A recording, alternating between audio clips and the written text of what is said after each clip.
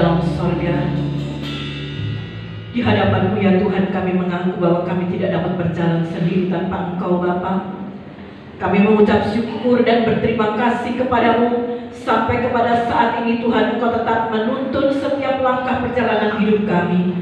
Dan sampai kepada saat ini Bapa, kami boleh ada seperti mana kami ada. Dan inilah kemurahan Tuhan bagi kami. Terima kasih Bapa dalam sorga. Itu sebabnya pada pagi hari ini Tuhan, Engkau memberikan kesempatan kepada kami untuk kami boleh datang lagi untuk beribadah kepada Tuhan. Bapa, sebelum kami melakukan segala sesuatunya, ampuni kami, sucikan dan kuduskan kami, supaya kami layak datang kepada Tuhan. Terima kasih Bapa dalam sorga. Ibadah kami dari awal sampai kepada akhirnya kami serahkan sepenuhnya ke dalam tangan Tuhan. Biar Engkau Allah yang berotoritas memimpin acara ibadah ini sampai selesai. Terima kasih Bapa dan hamba-hamba Tuhan yang ada di tengah-tengah kami. Dan ketika kami menaikkan puji-pujian, ada satu sukacita yang keluar dari dasar hati kami dan kami boleh menyenangkan hati Tuhan. Terima kasih Bapa. Dan selama kami beribadah, tidak ada satupun yang terkecuali. Tutup bungkus kami semua dengan kuasa darah Tuhan. Jauhkan, hindarkan kami dari segala penyakit, wabah, virus, apapun Tuhan. Jaga, lindungilah kami. Terima kasih Bapa. Terpujilah nama-Mu. Hancurkan segala pekerjaan iblis kuasa kegelapan di dalam nama Tuhan Yesus. Terima kasih Bapa. Kami akan memulai ibadah kami, yaitu di dalam nama Tuhan Yesus Kristus yang menjadi juru selamat kami. Haleluya. Amin. Puji Tuhan, sudah lama ya tidak pernah lihat saya di gereja. Karena memang selama ini saya nggak ke gereja dulu. Walaupun saya tidak ke gereja, tapi saya tetap memiliki hubungan kontak sama Tuhan setiap hari. Puji Tuhan, biarlah itu menjadi kerinduan kita. Meskipun badai, pencobaan, pandemi corona ada, tetapi biarlah kita tetap berharap terus hanya kepada Tuhan. Puji Tuhan.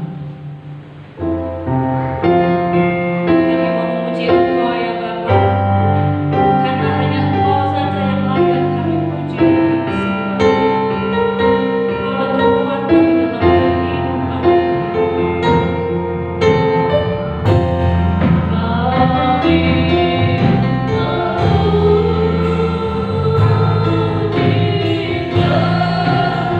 Kami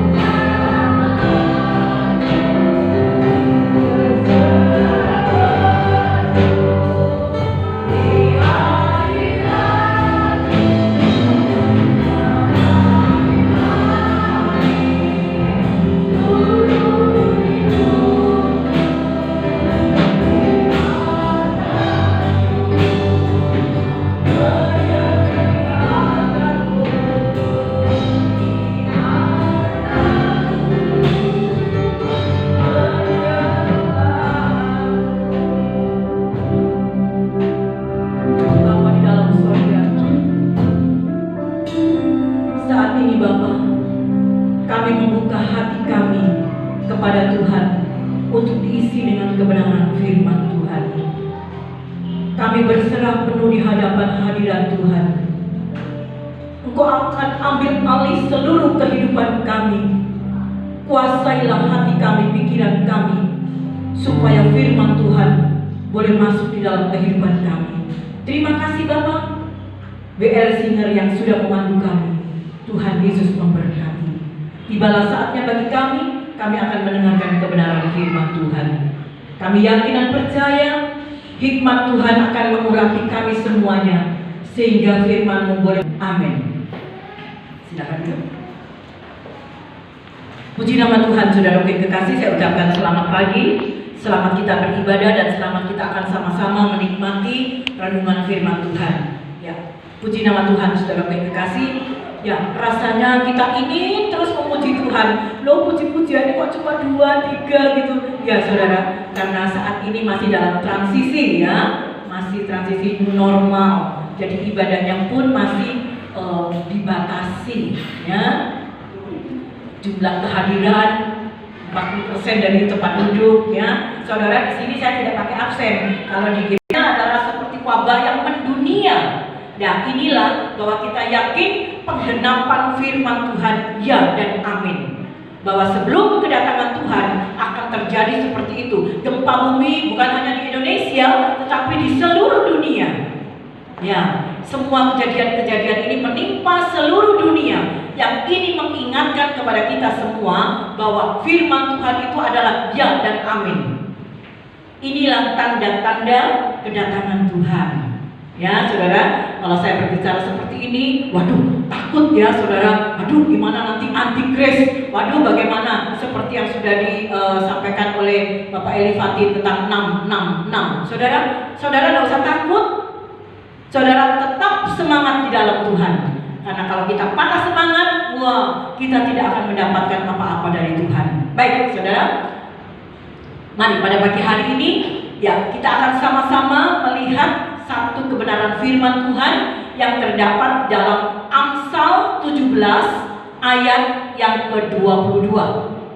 Ya. Kenapa saya mengambil ayat ini, saudara? Ya. Kita baca dulu aja ya. Kita baca dulu aja Amsal 17 ayat yang ke-22, kemudian disambung Amsal 18 ayat 14. Sekarang ini dulu. Ya, kita akan sama-sama baca ya. Saudara dapat melihat di layar LCD. 1, 2, 3. Hati yang gembira adalah obat yang manjur, tetapi semangat yang patah mengerikan tulang. Amsal 18 ayat yang ke-14. 2, 3. Orang yang bersemangat dapat menanggung penderitaannya, tetapi siapa akan memulihkan semangat yang patah? Amin. Nah, saudara, mengapa saya mengambil ayat ini sebagai renungan pada pagi hari ini? Memang kami hamba-hamba Tuhan GBIS khususnya Jatim Bali, kami dihimbau untuk menyampaikan firman Tuhan yang sesuai dengan kondisi-kondisi yang sekarang. Nah, sebelum saya menyampaikan firman Tuhan, perlu juga saya akan memberitahukan kepada sidang jemaat Tuhan di tempat ini bahwa pada hari adalah orang yang tidak bersemangat, yang patah, itu adalah mengerikan tulang. Jadi kita tidak boleh patah semangat, saudara. Kalau kita patah semangat, maka tulang-tulang kita akan menjadi kering. Wah, saudara, ya. Kemudian dilanjutkan lagi, orang yang bersemangat dapat menanggung penderitaannya. Ya, jadi kalau kita tetap semangat, apapun itu situasi dan kondisinya diperhadapkan kepada kita, sepertinya mungkin itu bertentangan dengan hati dan pikiran kita. Kenapa kok seperti ini? Tetapi itulah kondisi sekarang. Kita harus menerima. Tetapi firman Tuhan katakan orang yang bersemangat dapat menanggung penderitaannya, dapat menerima apapun itu yang diperhadapkannya. Ya, puji nama Tuhan. Kemudian dikatakan semangat apa yang dapat memulihkannya? Kira-kira resepnya apa? Obatnya apa? Kalau saudara, semangat kita menjadi patah, siapa yang dapat mengobati kita? Resepnya apa?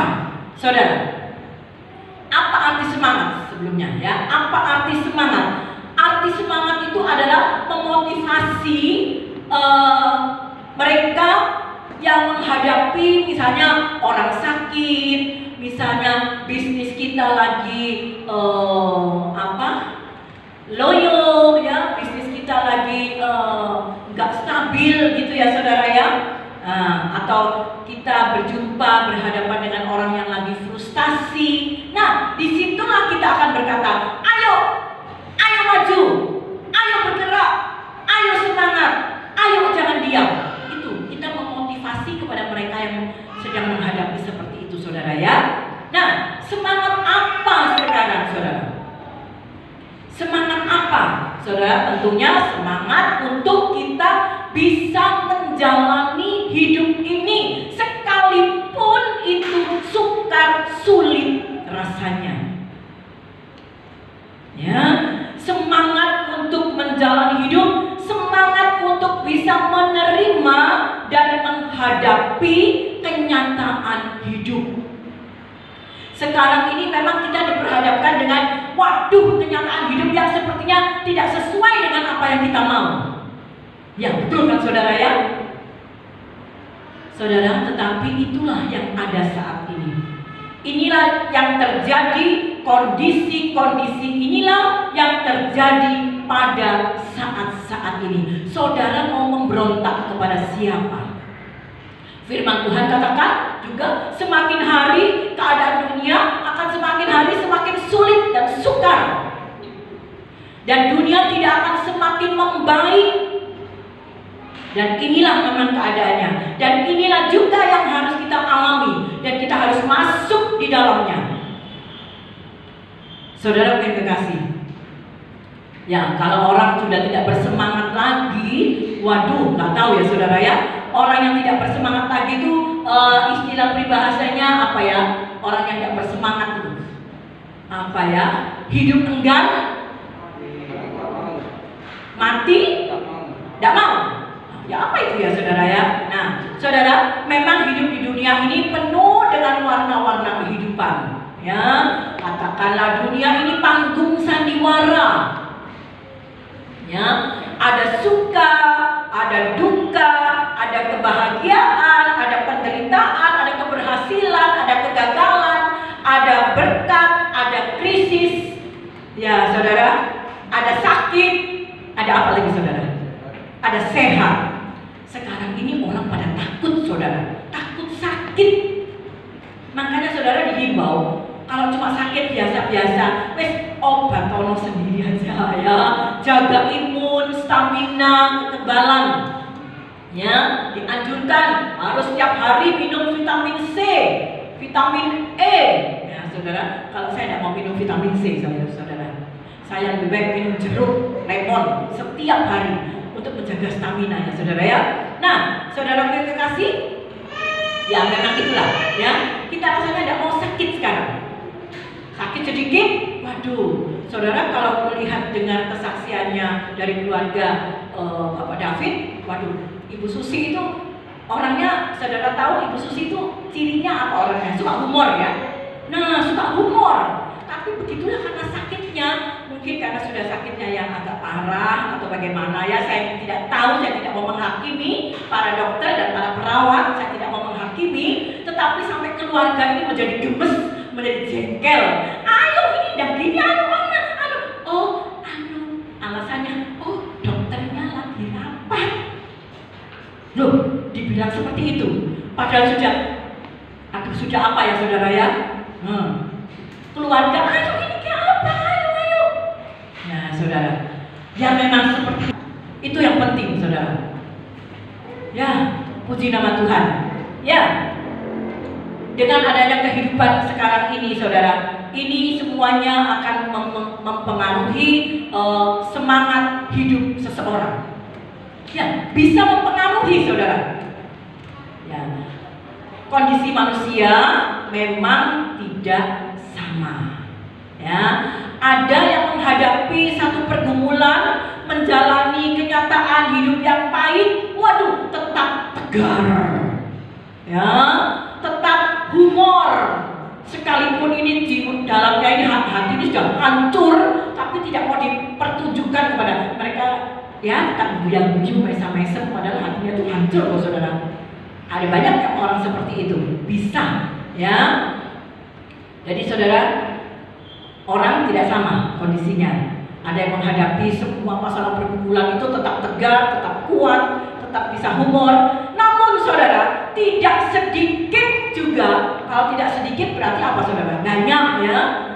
Banyak juga mereka menghadapi kenyataan yang seperti ini menjadi stres. Ya, menjadi frustasi.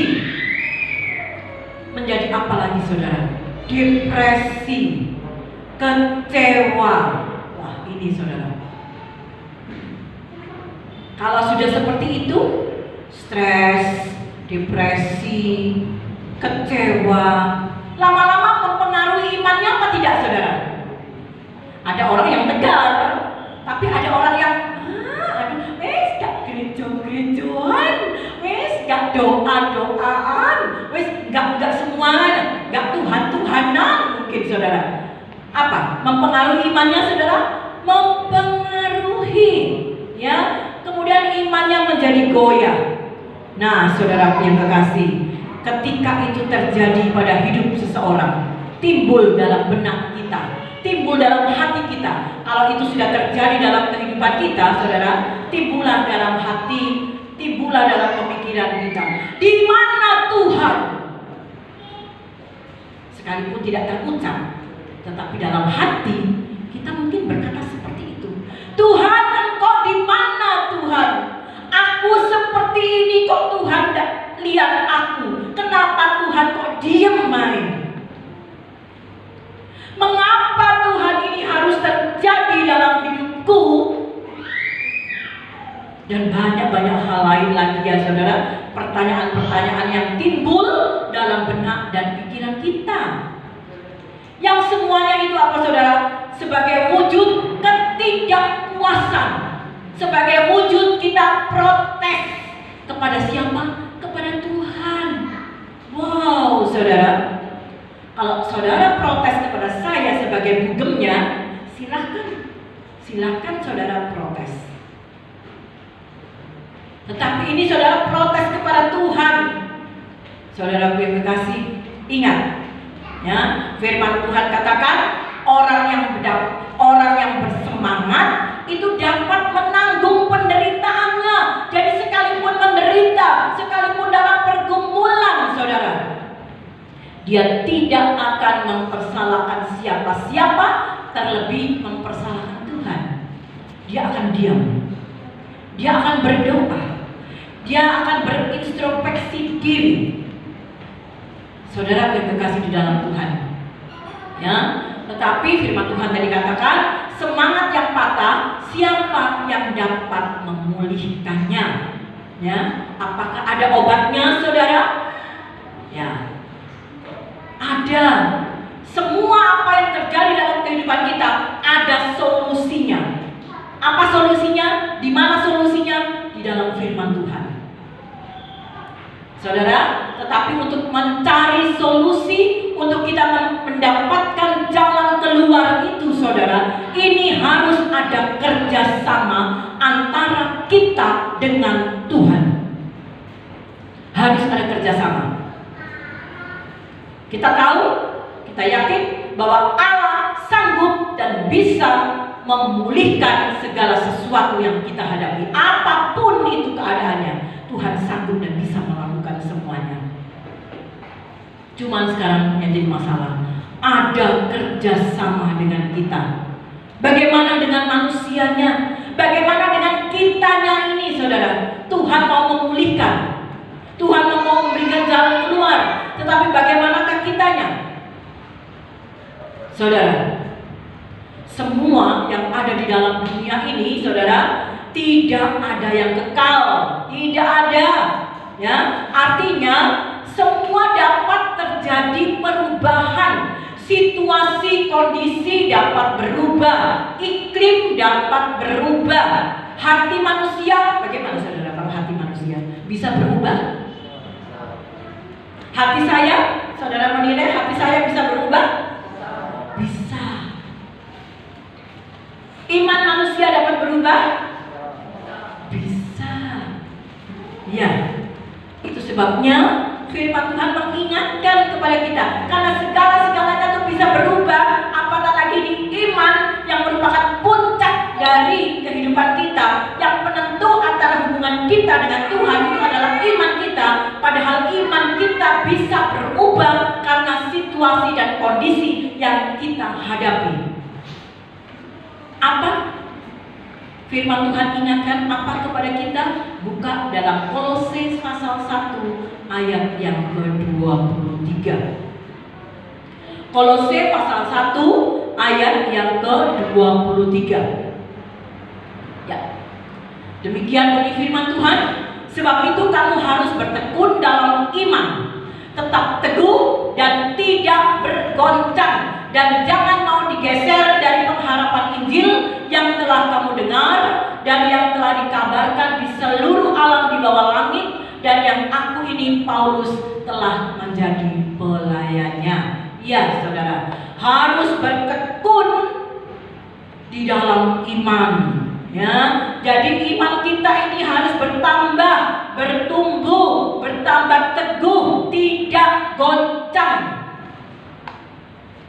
Tetapi sebuah kenyataan, sekalipun firman Tuhan berkata seperti itu, tetapi secara realita apa yang kita dapatkan saudara? Secara realita apa yang kita lihat? Acap kali iman kita bisa menjadi lemah, iman kita bisa menjadi goncang, goyah dengan apa yang kita lihat, apa yang kita dengar, apa yang kita rasakan. Iman kita bisa goyah. Saudara, sebagai manusia kita tidak bisa terlepas dari masalah yang terkadang membuat hati ini menjadi capek, letih, lesu. Apabila itu tidak terkendali, kita nuruti perasaan kita, kita nuruti apa yang ada. Kita tidak mau bangkit, kita tidak mau melawan, saudara. Apabila, sekali lagi saya katakan, apabila itu tidak terkendali, perasaan itu akan berubah menjadi satu tekanan hati yang menyesakkan. Dada kita menjadi sesak, jantung kita menjadi berdebar-debar. Ya, betul saudara. Kalau saudara tidak dapat mengendalikan perasaan saudara, saudara mengikuti arus apa yang terjadi, itulah yang terjadi dalam kehidupan kita. Akan terjadi kesesakan, akan terjadi tekanan batin, kesesakan. Ya, secara realitanya dada kita kemudian mungkin jadi sesak, ya. Jantung kita duk duk duk duk duk duk duk duk duk duk duk duk. Nah, saudara.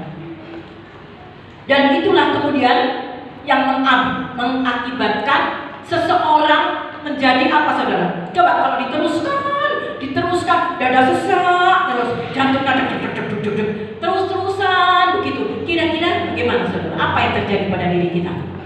Stres, trauma. Sedangkan kalau kita sudah stres, dihimbau oleh pemerintah bahkan kita tidak boleh stres, karena stres itu akan mengakibatkan imun kita menjadi turun, stamina kita menjadi lemah, kekebalan tubuh kita akan menjadi turun juga saudara, dan itu akan mudah sekali dan rentan sekali penyakit itu akan datang dalam hidup kita, saudara. Ya, stres itu adalah apa ya? Stres. Siapa di sini yang pernah stres? Tidak ada Jangan angkat tangan ya saudara. Tapi kita semua pernah stres rasanya ya. Oh, bagaimana bugem-bugem tidak pernah stres? Oh, saya sering stres saudara. Tetapi ketika stres itu datang, ini mengganggu saya. Saya usir dalam nama Tuhan Yesus. Stres hilang. Saudara, akhir-akhir ini terus terang aja saudara, saya yang menjadi kepikiran adalah sidang jemaat Tuhan. Apalagi mereka yang sakit, mereka yang sudah usia lansia, yang tidak diperkenan untuk datang ke gereja karena takut ya saudara ya. Menjadi pikiran saya, Tuhan, kapan ya saudara mereka bisa datang untuk beribadah? Itu menjadi pemikiran saya.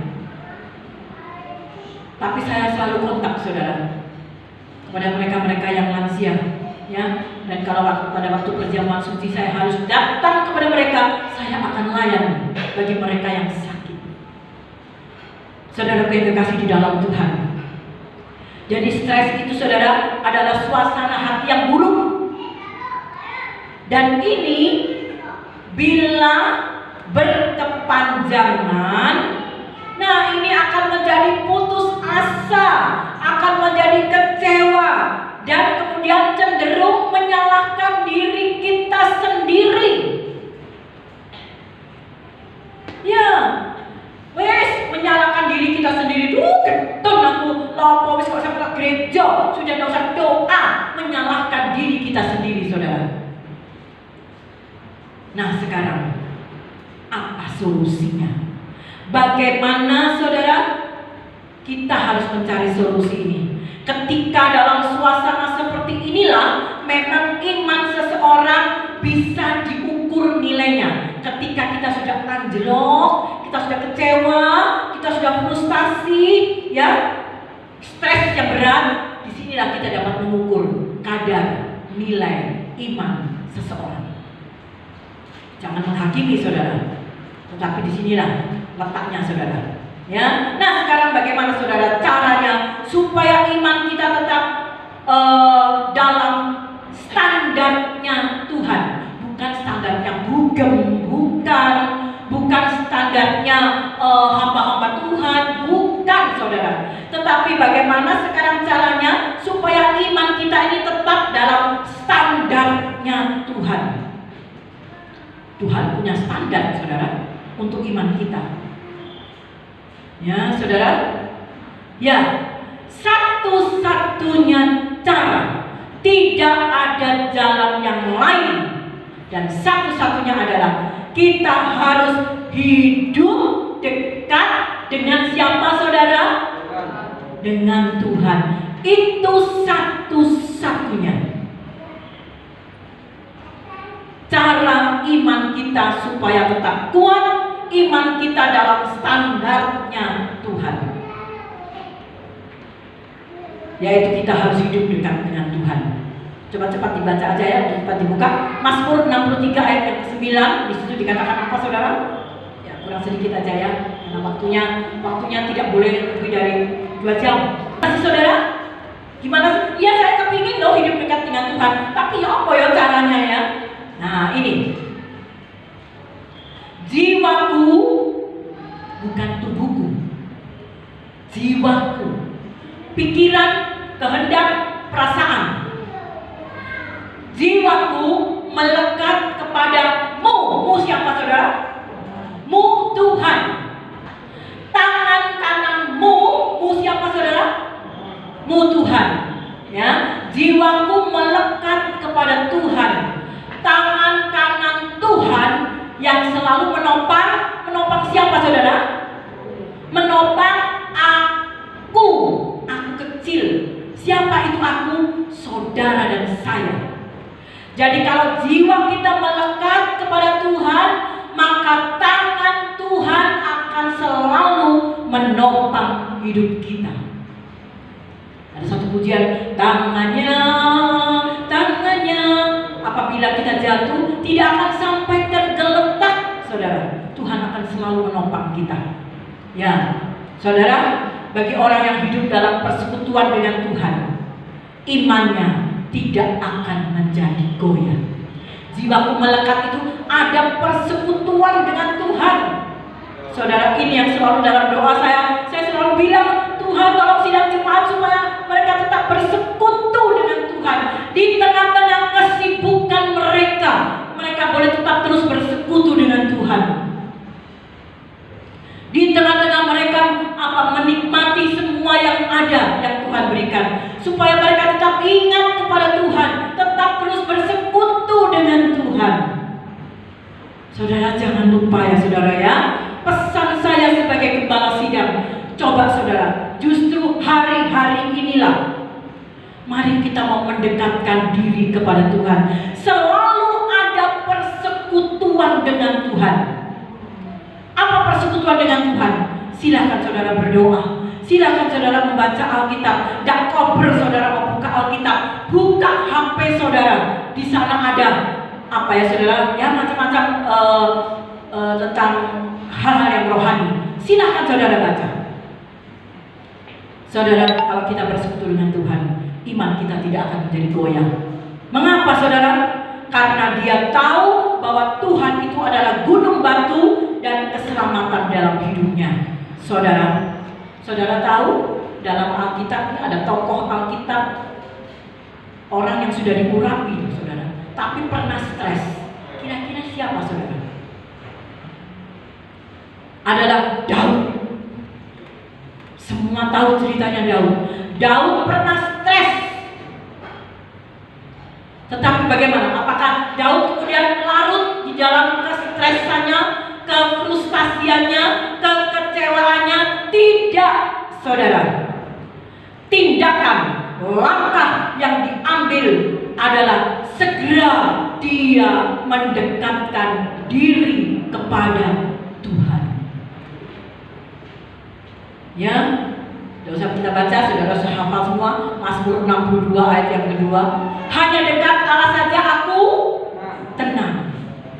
Jadi itu saudara, ketika kita stres, rasanya gimana? Takut, khawatir, ini COVID-19 kok semakin menjadi beritanya. Saudara, abaikan, saudara bukan, tidak usah nonton apa, tidak usah baca, saudara. Ya, mari kita mau mendekatkan diri kepada Tuhan. Ya, karena disitulah kita boleh merasakan ketenangan menghadapi pandemi COVID-19 ini. Jangan takut, jangan khawatir, jangan cemas, jangan patah semangat, saudara. Tentunya ada resepnya. Apa resepnya? Yaitu sekali lagi saya katakan dan saya menghimbau, saya sebagai gembala sidang mengingatkan kepada seluruh sidang jemaat Tuhan menghadapi pandemi COVID-19 ini. Apapun yang dihadapkan kepada saudara, mungkin itu dalam hal ekonomi, keuangan, sakit, kesehatan kita, saudara tidak usah takut khawatir yang terlalu berkelebihan. Tetapi mari kita mau semakin mendekatkan diri kepada Tuhan. Kita mau semakin banyak-banyak berdoa. Ingat saudara, ingat, sekali lagi saya ingatkan, mendekatkan diri kepada Tuhan. Ya, puji nama Tuhan. Mazmur 46 ayat yang kedua, kesesakan sangat terbukti, pertolongan Tuhan sangat terbukti dalam kehidupan kita. Asal kita mau mendekatkan diri kepada Tuhan. Amin. Demikian firman Tuhan pada pagi hari ini ya. Kita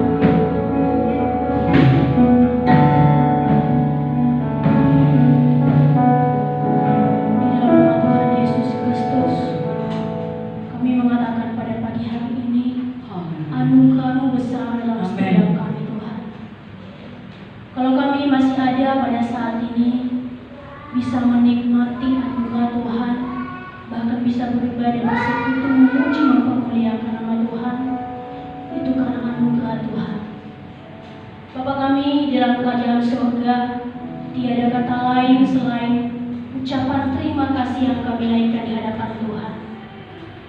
Engkau luar biasa Tuhan, penyertaan-Mu begitu kami rasakan dalam kehidupan ini. Tiada Allah selain Engkau, tiada Tuhan selain Engkau yang bisa melakukan apa yang telah terjadi dalam kehidupan kami. Kami bersyukur buat firman Tuhan yang terus kami dengarkan, khususnya di hari ini Tuhan, sebagai kekuatan bagi kami, supaya iman kami terus bertumbuh di dalam Tuhan, supaya iman kami tidak mudah digoyahkan oleh keadaan situasi yang ada Tuhan. Terima kasih Tuhan buat hamba-Mu yang terus Engkau pakai untuk menjadi saluran berkat bagi kami semua, jemaat Tuhan yang ada di tempat ini. Bapa di dalam kerajaan surga, kami percaya bahwa firman-Mu yang terus ditaburkan akan terus bertumbuh, berbuah dan berakar dalam kehidupan kami, sehingga dalam menjalankan keseharian kami, itu adalah kekuatan kami. Tuhan akan terus berada di depan kami untuk melakukan semua aktivitas kami. Berkati kami Tuhan, yang telah Engkau pakai bagi kami. Kami bersatu hati berdoa, kiranya Tuhan yang memberkati, menyucikan, kuduskan, memberikan kesehatan kepadanya Tuhan. Bahkan berkat-berkat jasmani dan rohani yang Tuhan curahkan baginya, bagi keluarganya Tuhan. Kami semua jemaat Tuhan bersyukur buat firman Tuhan, dan biarlah firman-Mu ini Tuhan akan terus ada dalam kehidupan kami. Kalau hamba-Mu berhenti berbicara pada kami percaya firman-Mu itu akan terus ada bagi kami. Di dalam nama Tuhan Yesus Kristus kami berdoa dan mengucap syukur buat firman Tuhan. Amin. Amin. Pada kami mengucap syukur dan berterima kasih kepada Tuhan, Tuhan yang sudah menyelesaikan ibadah kami dari awal sampai pada akhirnya, dan kami sudah diberkati melalui ibadah pada pagi hari ini. Terima kasih Bapa, kami tetap teringat buat mereka-mereka yang tidak bisa hadir karena mereka sakit ya Tuhan. Kami tetap berdoa buat Bapak Charles, kami berdoa buat Andre, kami berdoa bagi mereka-mereka yang dalam masa pemulihan, Bapak Benny, Tuhan Pak Hari, Bu Hari, Bapak Maridi, Bu Maridi, Tuhan Pak Anwar, Bu Anwar juga Tuhan semakin pulihkan kesehatannya, dan mereka-mereka yang lansia Tuhan, kiranya Tuhan tolong berikan selalu kekuatan kesehatan. Terima kasih Bapak, Engkau tahu semua masalah persoalan pergumulan kami, kiranya Tuhan sendirilah yang menyelesaikan dengan cara Tuhan yang luar biasa. Terima kasih Bapa dalam surga, Engkau memberkati kami dalam rumah tangga keluarga kami, anak, mantu, cucu, semuanya. Tuhan Yesus memberkati, berkati dengan kesehatan yang baik, dengan imun, dengan stamina, dengan kekebalan tubuh yang baik, supaya kami boleh tetap terus bersyukur kepada Tuhan. Terima kasih Bapa, usaha pekerjaan bisnis mereka, Tuhan Yesus memberkati, Tuhan memperlancar semuanya, supaya semakin kami boleh bersyukur kepada Tuhan. Terima kasih Bapa dalam surga, terima kasih anak-anak yang Tuhan mungkin masih sekolah di rumah, kiranya Tuhan tolong pun Tuhan Yesus memberkati. Tangan-tangan yang akan berkorban untuk pekerjaan Tuhan, persembahan apapun yang mereka lakukan dan kerjakan, Tuhan kembalikan kepada mereka dengan berkat curah limpah dari surga. Terima kasih Bapa. Sebentar kami akan meninggalkan tempat ini, kami akan pulang ke rumah kami masing-masing. Biarlah berkat, damai, sejahtera, sukacita yang daripada Tuhan Yesus Kristus, cinta kasih dari Allah Bapa, persekutuan Roh Kudus boleh menyertai, melindungi, dan memberkati kita sekalian mulai saat ini sampai Tuhan Yesus datang. Terimalah berkat ini dalam nama